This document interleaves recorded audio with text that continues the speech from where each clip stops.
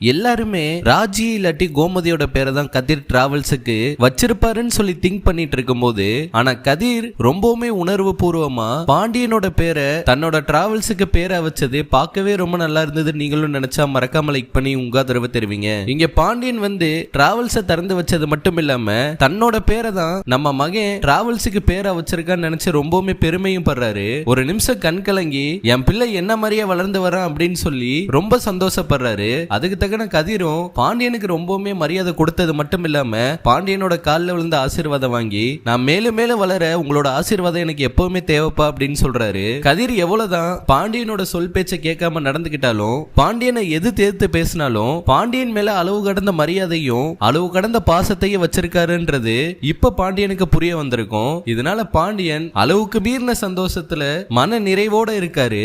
அதே சமயம் இன்னொரு பக்கம் இங்க மீனாவோட வீட்டுல இருந்தோம் தங்கமேலோட வீட்டுல இருந்தோம் அவங்களோட அப்பா அம்மா எல்லாம் வரவும் ராஜிக்கு ஒரு ஏக்கம், எங்க நம்ம அப்பா அம்மா இந்த டிராவல்ஸ் திறப்பு விழாவுக்கு நம்மள ஆசீர்வாதம் பண்ணிட்டு போக மாட்டாங்களா அப்படின்னு சொல்லி அவங்களுக்கு ஒரு பக்கம் ஏக்கம் இருந்துட்டு இருக்கு. ஏன்னா மீனாவும் சரி தங்கமேலும் சரி அவங்க அப்பா அம்மா கிட்ட ரொம்பவுமே சந்தோஷமா பேசி சிரிச்சிட்டு இருக்கிறதையும் இதெல்லாம் பார்த்துட்டு இருந்த ராஜி தன்னோட அப்பா அம்மாவை ரொம்பவுமே மிஸ் பண்ணுவாங்க போல.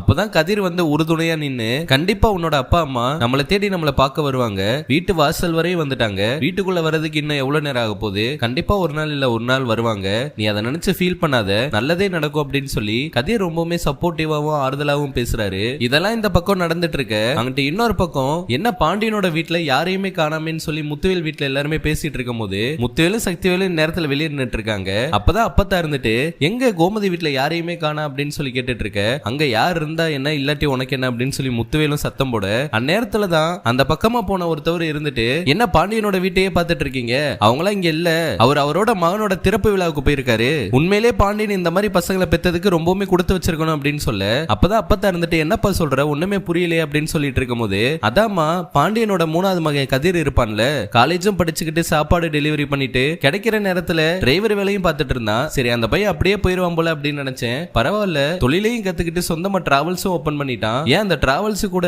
அவங்க அப்பா பேரு பாண்டியன் டிராவல்ஸ் தான் வச்சிருக்காராமே, அந்த பையனை நினைச்சா எனக்கே ரொம்ப பெருமையா இருக்குமா அப்படின்னு சொல்ல, இந்த விஷயத்தை கேட்டுட்டு முத்துவேலுமே ரொம்ப சந்தோஷப்படுறாரு. ராஜி வேற ஒருத்தனும் லவ் பண்ணி போய் ஏமாந்தது மட்டும் இல்லாம கதிர் ராஜிக்கு வாழ்க்கை கொடுத்திருக்காரு, ராஜியோட மரியாதையும் காப்பாத்திருக்காரு, இப்ப ராஜியை நல்லபடியா வச்சும் பாத்துக்கிறாரு. இது எல்லாமே முத்துவேலோட மனசுல ஓடி கதிரையும் நினைச்சு பாண்டியனோட வளர்ப்பையும் நினைச்சு ரொம்பவுமே பெருமைப்படுறாரு, ரொம்பவுமே சந்தோஷமும் படுறாரு. இதெல்லாம் நோட் பண்ணிட்டு இருந்த சக்திவேல், இப்படியே போச்சுன்னா அண்ணே கூடிய சீக்கிரமே பாண்டியனை சம்பந்தியா ஏத்துக்கிட்டு விட்டா ராஜியும் அந்த கதிரையும் கூப்பிட்டு விருந்தே போடுவாரு போல அப்படின்னு இங்க மனசுல யோசிச்சுட்டு இருக்காரு. அப்பதான் முத்துவேலுக்கு ஒரு எண்ணம் வருது, நம்மளால நேர்ல போய் வாழ்த்த முடியாட்டினாலும் பரவாயில்ல, முறையா அந்த பையன் டிராவல்ஸ் ஆரம்பிச்சிருக்கான், அந்த டிராவல்ஸுக்கு முதல் சவாரியா நம்மளே அந்த பையனுக்கு கூப்பிடுவோம், அந்த சவாரி நம்மளோடதா இருக்கட்டும் அப்படின்னு சொல்லி முடிவெடுத்து கதிருக்கு போனும் பண்றாரு. போன் பண்ணி எங்களுக்கு ஒரு சவாரி வேணும் அப்படின்னு சொல்லி முத்துவேல் பேச, இங்க யாருமே முத்துவேல் இப்படி பேசுவாருன்னு எதிரே பார்க்கல, அதனால இப்படி மட்டும் நடந்து கதிரோட முதல் சவாரியா முத்துவேல் இருந்தாரு அப்படின்னா பார்க்கவே ரொம்ப வேற லெவல்ல இருக்கும். நீங்களும் நினைச்சா மறக்காம லைக் பண்ணி உங்க ஆதரவு தெரிவிங்க.